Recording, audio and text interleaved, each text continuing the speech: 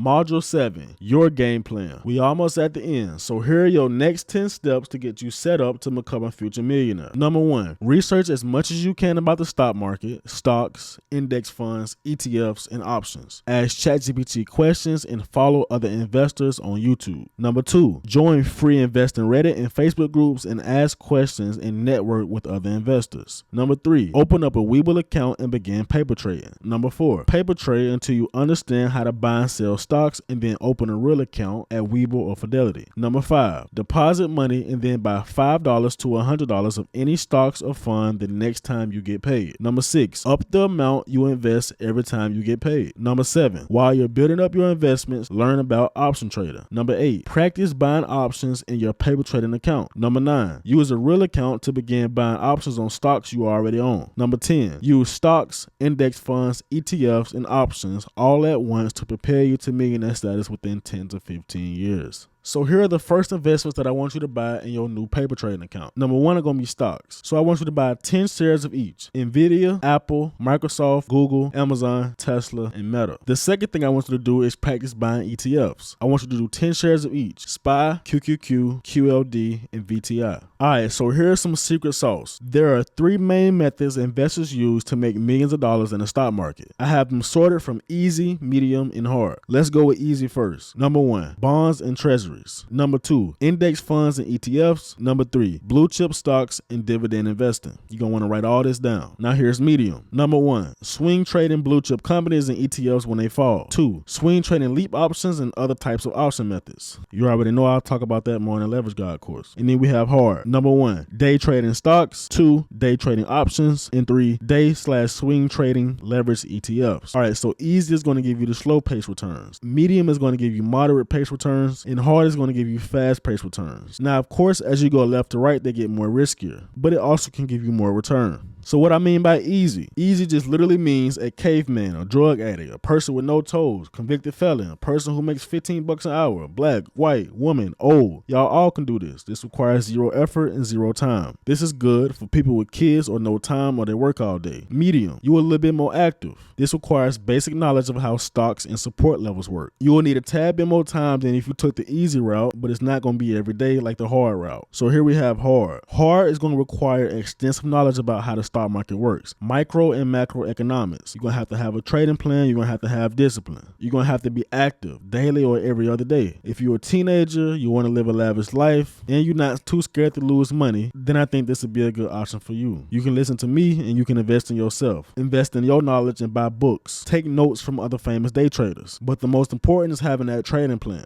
I also recommend you learning how to do the hard stuff if you have a high income where money is disposable. Alright, so let's go ahead and talk about my Leverage Guide strategy. This is when you buy leveraged ETFs and leveraged stocks when they crash, and you take profits on the way up whenever they begin to recover. So besides my long-term investing accounts, I like to use the stock market as what I call an infinite money glitch inside my Roth IRA. Because leveraged stocks and leveraged ETFs give amplified returns on their counterpart, I like to invest in the leveraged versions when they crash. I put in a starter amount of money, and if it keeps dropping, I add more until it gets to the maximum amount of money I would like to have in that ETF or that stock. If it goes up any dollar amount I make above my initial starter position, I sell to get it back to my starter amount. This basically allows me to take profits forever, as we will always have market crashes and market pullbacks. I take the profits and redeploy them into the exact same ETFs or exact same stocks and buy them cheaper. And then when it goes up like it always does, because they're extremely volatile, I repeat the process, creating an infinite money glitch.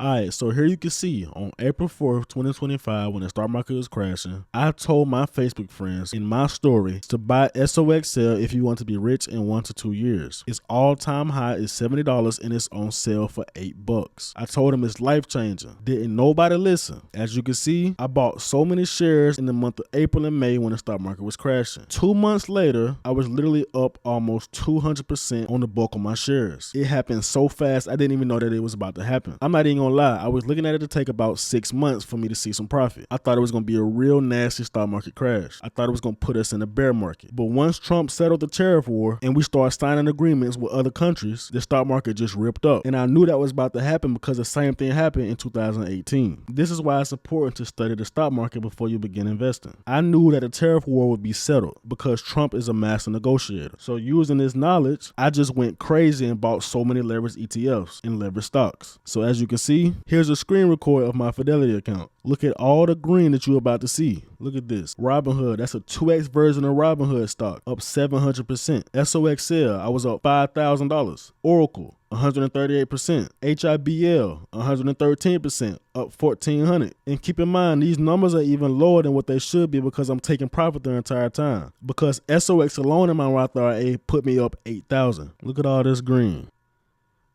All of it.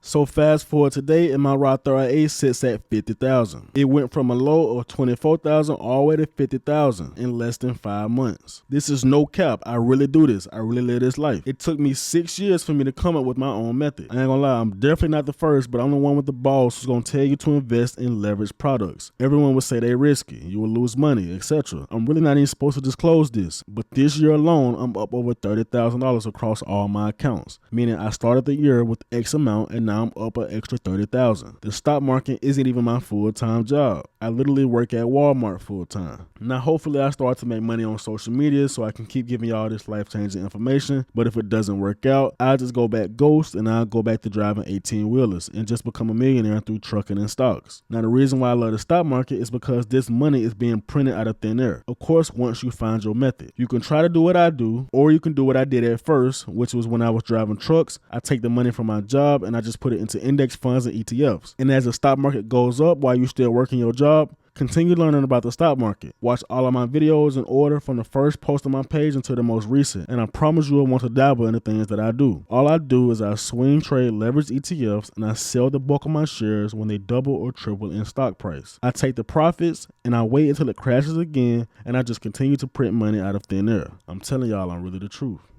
Here's an example of me selling an ETF. Now, because I really feel like some of y'all think I'm still playing, let me show y'all exactly what I do. So here's a screen recording of my Roth IRA when it was at about 40,000. All right, so here we are about to sell or take profits from one of my leveraged stocks. The leveraged stock I'll be doing this with is ROBN, which is a 2 times leveraged version of Hood, aka Robinhood. So I have $734 in this stock. Here's where the take profit is going to come in at. The lowest amount of money I want to have in this stock right now is $700. That's the maximum amount of money I want to expose myself to this stock as it's extremely volatile. Anything over $700, I take profits on and I put it back into my account.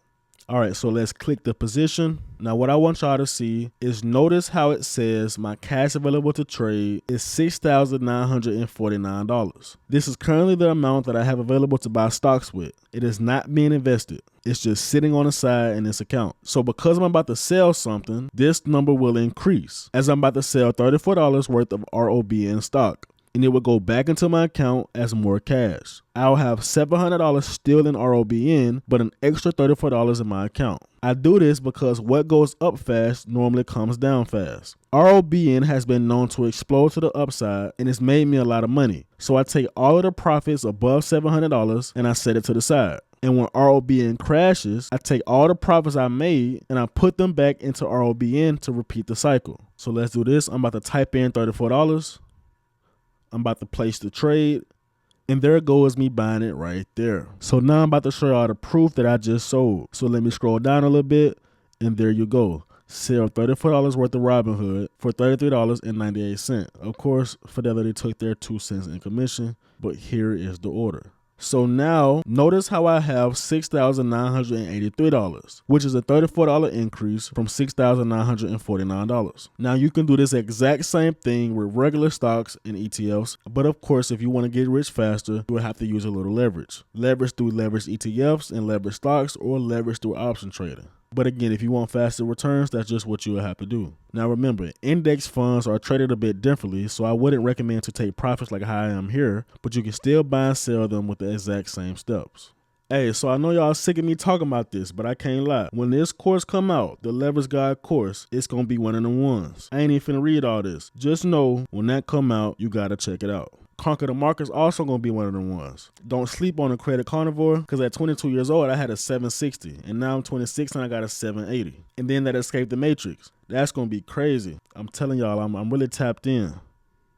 Alright, so yes, it's that easy. We got somebody on Reddit that made a post asking us, is it really this easy? They said, as a 23-year-old, I have been investing $2K into the S&P 500 for the past year. I am now planning on investing $200 every 20th of each month into my Roth IRA, into the S&P 500. He chose FXAIX by Fidelity, and he chose a total international market, FTIHX. And he also chose a total US bond market, FXNAX, an allocation of 60, 30, and 10, respectively. He's basically asking, how do I work out all the rebalancing at the end of each year? The first comment got 203 likes. Yup. It's that easy. Automate it and forget it. Check it once or twice a year. Good luck. When you rebalance, you buy more of what dropped, and once it's rebalanced after a few months, go back to buying your desired asset allocation. Congrats. Now I know you're thinking, if everybody did this, it wouldn't work. Well, that's the beautiful thing of capitalism. Capitalism wasn't created for that. There will always be people who enter the market blindly. Use these people as easy liquidity to get in and out of your stocks. There will always be people who make mistakes selling or buying stocks. Money is made here because it's an imperfect system with winners and losers. There is no winner without somebody being a loser, because when you buy a stock, you buying it from somebody who sold it, and when you sell a stock, somebody is about to buy it. Stocks go up over time, so the second you sell your stock, somebody is going to end up winning on the other side. What I'm telling you is that you need to be a winner.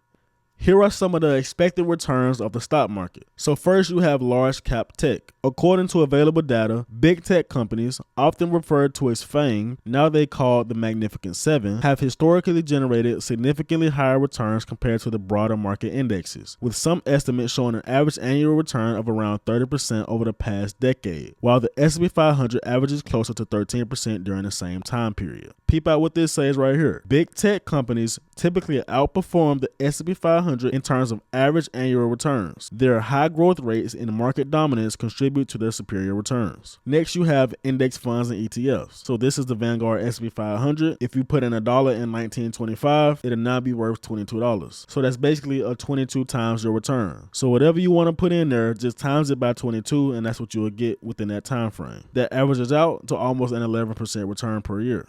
Next, you have options. So remember, options is basically like the FanDuel of the stock market. You can bet on what you think is about to go up, and you can bet on what you think is about to go down. This right here are the percentage returns if you bet that Novo, which is the company that makes Ozempic, if you bet that they went down on this specific day and you got it right, these are the percentage returns you could have got in one day. You could have made thousands and thousands of percentages in one day. Now, if you were to get it wrong, you would have lost your entire position. But you know me, I put in something like $100. I'm not afraid to lose it, and I turn that $100 into almost 6,000. That's the power of options.